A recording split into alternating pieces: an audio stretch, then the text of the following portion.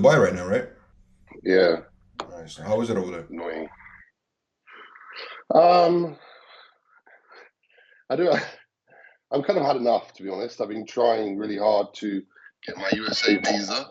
And that was the only reason I came here was because at the time when I left the UK, I couldn't fly directly to America, so I came here for like the 2 weeks originally, and then I ended up staying a little bit more, training with Larry and whatnot, and then obviously the accident happened, and I've kind of been stuck here since. But I'm trying to get out as soon as possible. I'm just trying to get this visa sorted, and I'm just the issue is it's going to be easier for me and quicker if I get a rehab like medical visa that I can come over for temporarily. So I'm just waiting to use that before I can. I'm still trying to get like a permanent visa, you know. But yeah. So if there's no one here now, it's nearly 50 degrees every day.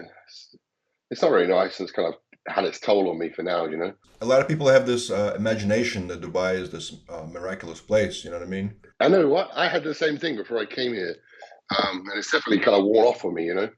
But I also, obviously, being from the UK, I thought that about America too. And I spent a lot of time in America. I lived there for a year in Tampa. But I still think the same about America. You know, I really like the country, and it's when I work around when I live, to be honest. But yeah, Dubai's kind of worn off on me. It's kind of why. I, I don't, you think it's a lot more than it is, and there's a lot of rules here. It's very strict. You're kind of scared to do anything that's not within the lines. But it's been okay. You know, it's better than the UK. It's allowed me to train and meet a lot of people and broaden my horizons and build connections and networking. So it's been part of the journey. You know, Why did you want to leave UK to go to US or to Dubai? Why did you want to leave? for well, obviously I've been competing in bodybuilding for 6 or 7 years now, and it was just the hub where I know to be. I've been friends with Flex Lewis since I was young, and he was always like, "Dude, you need to get over here." I've been over there competing a few times and going back to the UK, and then I went traveling for a while and seeing some other countries, and then I got close with Ben Palkuski. I was living with him, and I trained at MI40. Yeah, I lived with him for a year, so I was in Tampa training with him every day. Um, and then I competed 3 times last year in America, then 3 national shows, and then I went home for Christmas, and then obviously I couldn't fly back because of COVID, so that's why I came here. And obviously everything's kind of go wrong since. So So Ryan, you made the headlines, a lot of headlines, right, recently because of your crazy injury. It was a. Well, yeah, tell me what happened exactly. You were lifting with Larry Wheels, right? Larry was. And you were going for the Yeah. incline bench, and you were how many? I don't know how much weight you had on, but it was a lot. It was 220 kilos, which is what four something pounds, what 485 is it maybe? But the craziest thing is we weren't actually going to train chest that day. We were going to train back, but a friend of mine was here too, and he was leaving the next day, and he was like, "Oh, I really like to train chest before we go." So we were like, "Oh, okay, we'll do chest." And the guys wanted to do incline barbell, and it's not something that I really like to do that often because it hurts my other shoulder. So I was like, "Okay, I'll do it." I was warming up for a while before I did it, possibly warmed up a tad too much, and maybe that's why it happened. But I'm still not really too sure what happened. But yeah, I did a set at 1 plate, 2 plate, 3 plates, 4 plates. I got 9 reps at 4 plates, and then I went up to 5 plates, and obviously we know what happened next, right? But it was really really traumatic in terms of mentally, physically, everything. Financially too.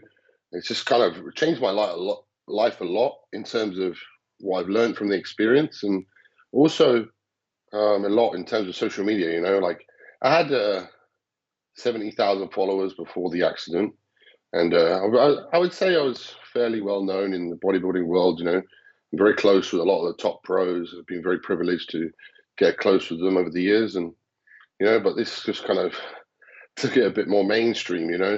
The actual accident videos had like over 500 million views in total, which is madness. Like even if anywhere here in Dubai right now, if I'm walking around, even if it's not in the gym, people are like, "Oh man, you're the guy that got hurt, aren't you?" I'm like, "Yeah, Now, what actually did you injure? It was a pec tear, right? yeah." I completely tore my pec off the bone, and when I came off of the bench press, what happened was obviously it attaches in here, but there was a gap, like maybe an inch, like complete. I could basically touch my ribs, right? And then I didn't really know what to do, and I didn't want to rush to hospital because I didn't want a random person just cutting me open and trying to see what happened. So we were lucky enough to have an expert surgeon who had been done surgery on some top pro bodybuilders, top pro athletes, and whatnot. So I actually waited for him for the next day. So I went home, sat at home, and man, it was a bad choice. I got home and I was on the bed, and the pec cramped up, and I just remember it getting solid, and then I could see it in my own eyes, like pulling across my body, and like it was literally just here by my sternum, and like literally there was some huge hole and just gone, man. And so, yeah, so I had the surgery 25 hours after the accident, and the pec ripped off the bone, the tendon came off the bone, the pec came off the tendon, and then the pec actually, they use the term of like bursting because where it's attached to the tendon, it normally could kind of just like split off, but the pec actually like exploded off, and all the fibers split apart. So they had to kind of rewire it back together and then make a tendon. So the tendoning is actually some like bio material mixed with muscle now. So it's kind of like growing. It's not my own. It's not a graft from somewhere else, and it's not from someone else. But yeah, it's like artificial. But and then, as you guys know, I was getting dressed maybe 5 weeks after the surgery. I tore it again, not like completely off, but it was like a 35% minor tear. And it was just, man, it really dug at me, because I came out of surgery. I was in hospital for another 5 days afterwards, and we were like rehabbing it. I finally got my arm out of the sling, and I was moving my arm, like kind of on the little bit of path of freeing it up.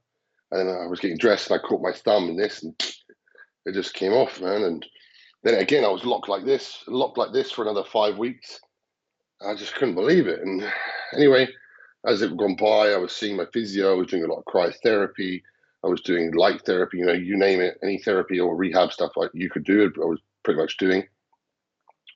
And yeah, so we came a long while away, and I got back into training because the the specialists here are pushing me really hard to train because when you're working out, you're pumping blood around the body, right? And you want as much blood as possible to go through the injury, so you get the nutrients in there, so it heals up.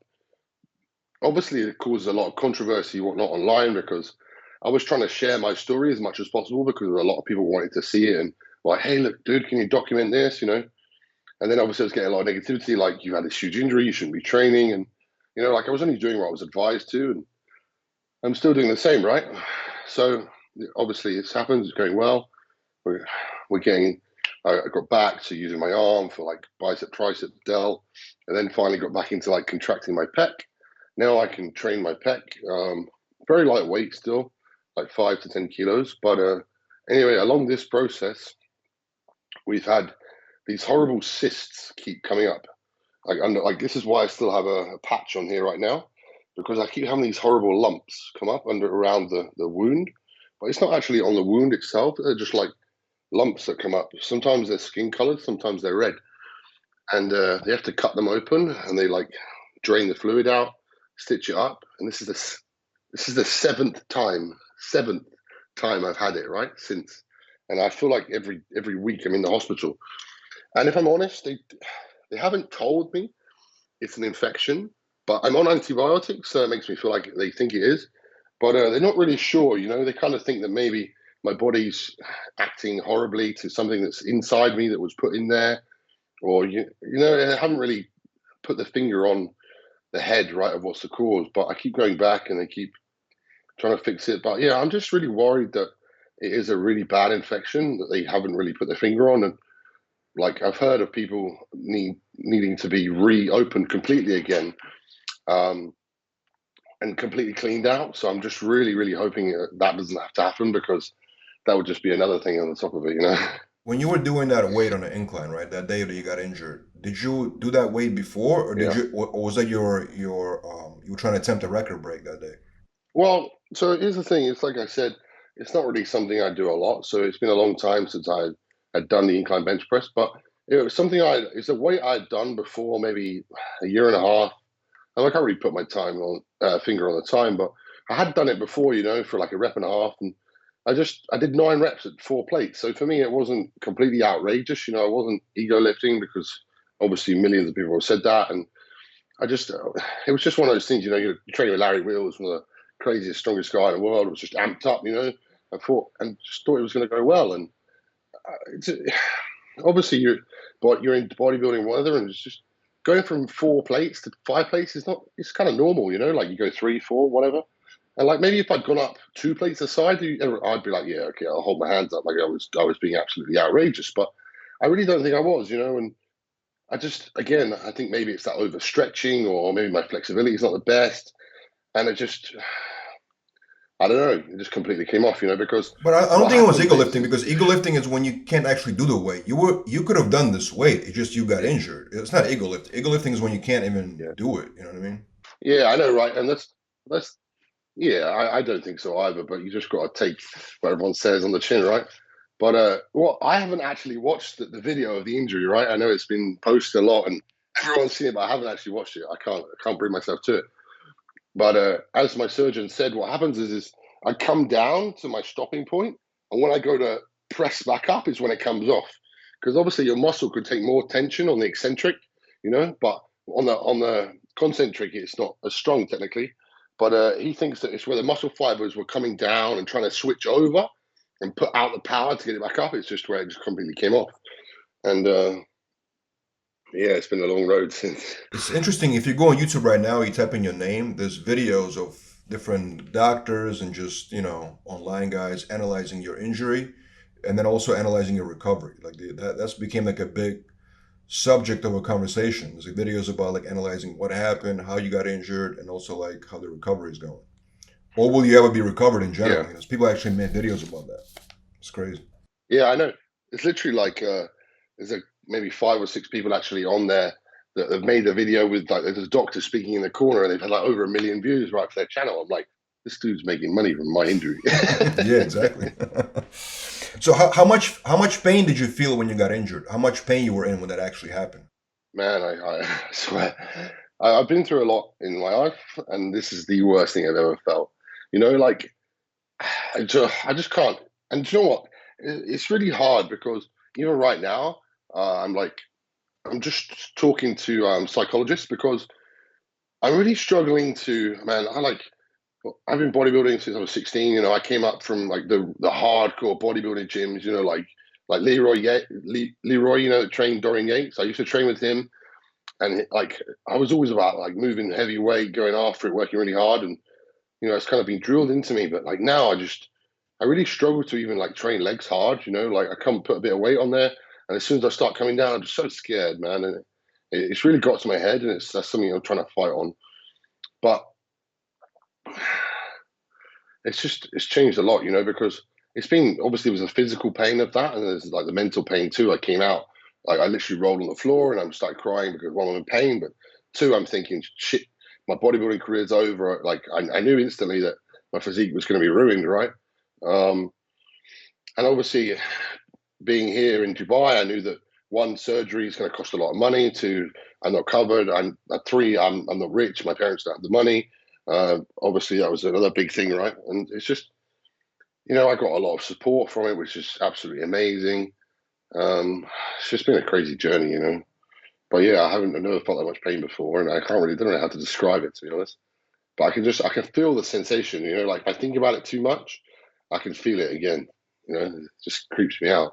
That's crazy, man. So your recovery, do you think you'll be able to get to 100% back? I know you're getting assists, so you're still in recovery process, but do you think you'll be able to come back and still compete and be at 100%? This is something I struggle with. Like believing in myself and like actually speaking that confidence. But yeah, I do. I think like I've spoken to the guys here, the surgeons, and they're sure that I'm going to be able to get back to like that strength and maybe more. But it's going to take some time in terms of the strength of the muscle and the strength of the tendon. But again, like as bodybuilders, that's not what we're really worried about. But it's my physique that I'm more concerned about because I don't actually have a hole.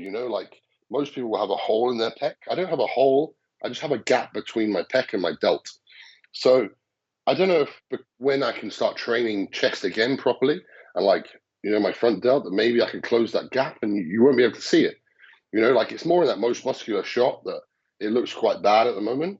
And I'm hoping that, I'll be able to fill that out again and I'll get on stage and people will be like, damn, what pec did he tear? Because again, there's been a lot of negativity about it. And it's kind of what's driving me too, is to be like, you know what, I can do this. So I really got it in my head to get back on stage this year in December.